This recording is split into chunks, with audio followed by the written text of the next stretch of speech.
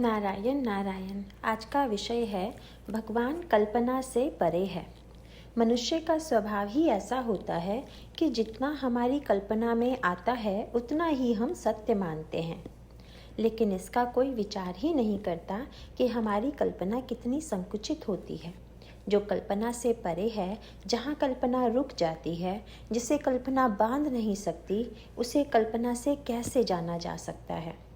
जो ज्ञान से परे रहता है उसे हम अपने मामूली ज्ञान की कसौटी पर कैसे कस सकते हैं। वह हमारी बुद्धि से परे है, अतः उसकी इच्छा से ही हमें उसका ज्ञान होगा। अविद्या यदि कुछ है तो यही कल्पना करके जो ज्ञान होता है, हम उसी को सत्य मानते हैं। इसलिए श्रद्धा और कल्पना के बीच का अंतर पहचानना चाहिए। सच्ची श्रद्धा वही होती है जो कल्पना से परे होती है।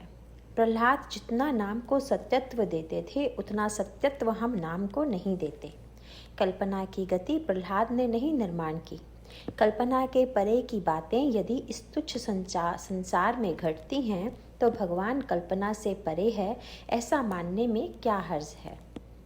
सूर्य प्रकाश जैसे सर्वत्र व्याप्त रहता है, वैसे ही मंदिर, घर, तीर्थ स्थान में सब जगह भगवान व्याप्त है। भगवान केवल विद्वानों अथवा अमीरों का नहीं है, सबका है। भगवान सबका है, इसलिए उसे सबके लिए सुसाध्य होना चाहिए। कोई गणितज्ञ हिसाब जरा जल्दी कर सकता है, लेकिन देहात के अनपढ़ लोग बिना गणित का अध्ययन किए हुए हिसाब कर लेते हैं और उनका कामकाज ठीक चलता है। वैसे ही शायद विद्वान को भगवान शीघ्र प्राप्त हो ही जाएं, लेकिन अनपढ़ आदमी को भी वह प्राप्त हो ही सकता है। भगवान की दृष्टि ऐसी ही है कि उसे हमारा अंतःकरण स्पष्ट दिखाई देता है।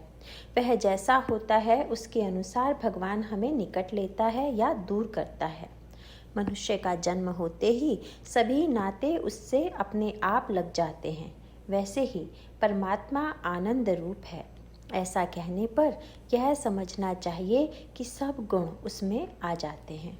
हनुमान जी में जैसा भगवान का अंश था, वैसा हम में भी है, लेकिन उन्होंने उसे बढ़ाया और हमने उसे ढक कर बुझा दिया। तो अब इसे क्या किया जाए। तहसीलदार को साथ में चलने वाले सिपाही का डर नहीं लगता, लेकिन चोर को अपने साथ चलने वाले सिपाही का डर लगता है। उसी प्रकार भगवान हमारे साथ है, ऐसा जिसे नित्य मानना भान है, उसे उपाधि से डर नहीं लगता, क्योंकि वह उसकी इच्छा से आई है, ऐसा उसे विश्वास होता है। जो बीत गया है उसको हम भगवान को अर्पण करें, फिर शेष जिम्मेदारी भगवान की हो ही जाती है। नारायण नारायण।